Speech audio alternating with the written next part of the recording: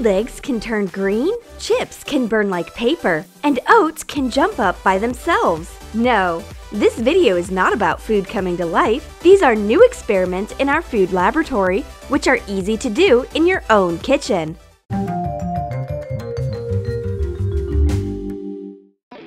Welcome to our food lab.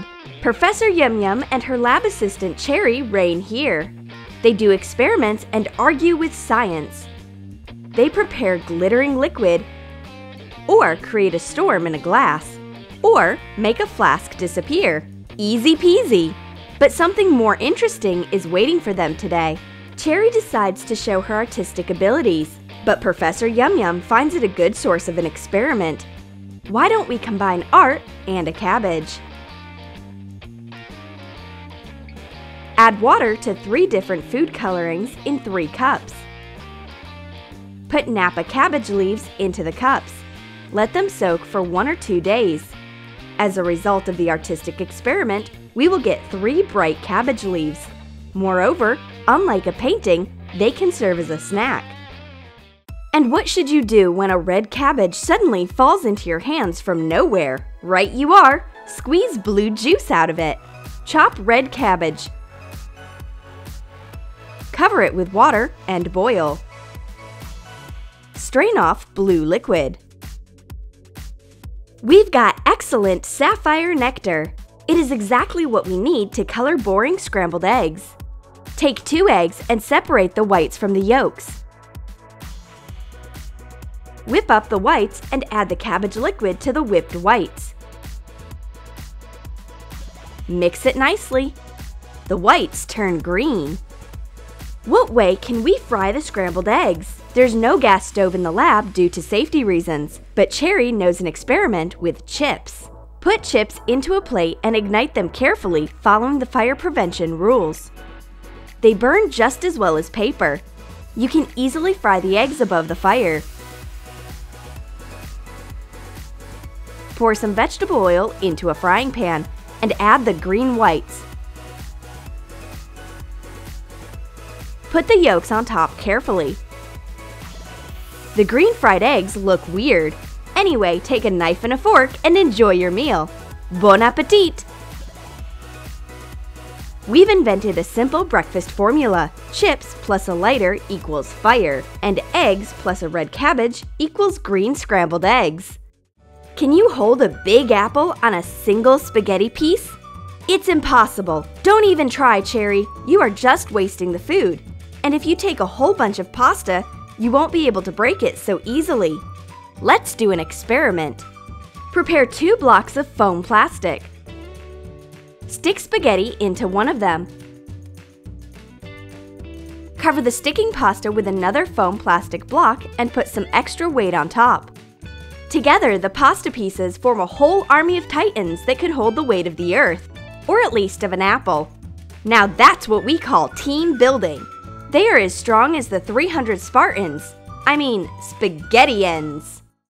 Lunchtime is the best time of day in the lab. Professor Yum Yum takes healthy apples, and Cherry prefers not-so-healthy gummy bears.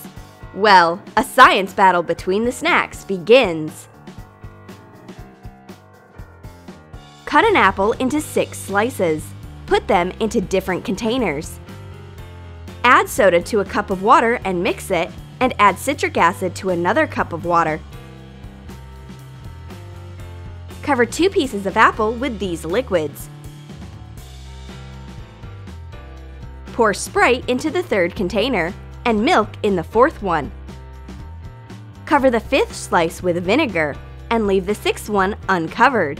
Take out the pieces after some time and compare the results. Those covered in citric acid and Sprite haven't been affected. The pieces covered in water with soda and in milk have turned slightly darker. The slice covered in vinegar has become the darkest. It's even darker if compared to the uncovered slice. Professor Yum Yum has worked on her apple for a long time. A whole plate of differently affected apple slices looks substantial. But Cherry doesn't waste time at the lab either. She's conducting her own experiment with gummy bears.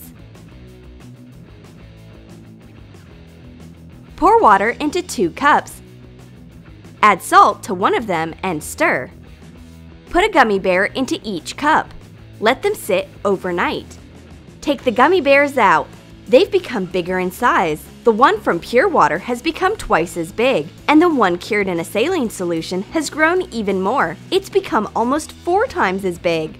Poor lab gummy bears. They've become bigger than all their gummy relatives. It's time to start a gummy animal protection campaign, except that we will have to close our lab then. The result of the gummy bear experiment is a regular gummy bear plus salt equals a huge bloated bear.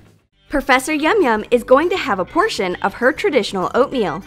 She goes out to take a kettle, and Cherry is doing her electrifying experiments with a balloon. It accidentally drops into a plate with Oat Flakes, and we can witness an unexpected discovery. Put Oat Flakes into a plate. Blow up a balloon and electrify it. You can do it by rubbing it in wool mittens. The balloons turned electrified. Now, put it closer to the flakes and watch the flakes jumping funnily as though they are alive. Professor Yum Yum comes back. We've proved that oat flakes are very healthy and full of energy. They keep jumping out of the plate by themselves. Professor Yum Yum has built a weird construction. Cherry can't figure out what function all of these tubes and flasks should be. Isn't it clear? Professor Yum Yum is cooking pasta, but it's no traditional dish. It's molecular pasta. Cover 1 ounce of gelatin with water and stir to swell. Heat up a cup of orange juice in a microwave. Add the swollen gelatin to the heated orange juice. Stir. Wait for the liquid to jellify a bit and suck it into a syringe. Cut off a tube from an irrigation tube set. Fill it with the orange mixture using the syringe.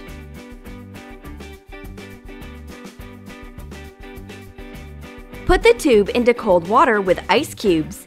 Be careful, don't let water get into the tube.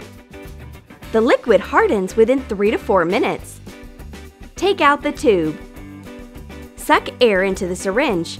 Put it into the tube and push the plunger with great force. Push the pasta onto the plate. Decorate it with fruit. While Cherry is racking her brain trying to get spaghetti out of the tube, Professor Yum Yum has already made a whole plate of it. We've got an orange molecular spaghetti with kiwi fruit for a dessert. Why are there so many beverage cans in the lab? Are you going to build a can pyramid? Or to train balancing skills? Or to do cheek massage? But Cherry has thought out another cool experiment. She takes out a gigantic king-size flask and fills it with water. Why is it so much? Does she actually want to take a bath? Nope, it's a sinking can experiment. Toss the cans into water one by one. Fanta sinks at once, but a can of Coca-Cola doesn't sink for some unknown reason. Is it magic or science? The thing is that it's a Diet Coke. It contains no sugar, so it keeps floating. Schweppes sinks too, but Sprite doesn't sink at once because of an air bubble left in the bottom indentation. The water experiment proves that diet drinks are the lightest.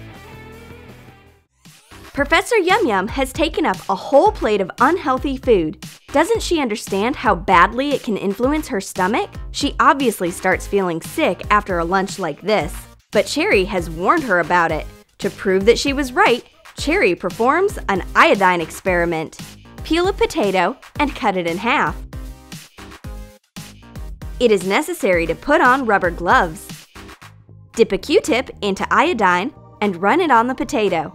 The vegetable has changed its color. This is a chemical reaction of the starch contained in the potato with iodine. It turns blue or black depending on the amount of starch. The more the starch, the darker the potato gets.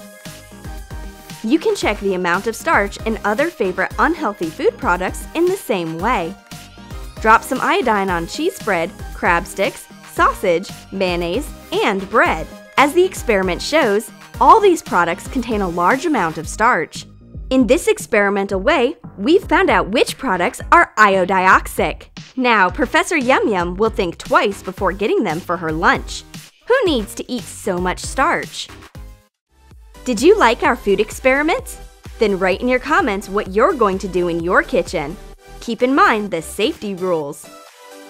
And don't forget to give your thumbs up, subscribe to the channel, and click the bell so you'll be among the first to watch news of the Troom Troom science world.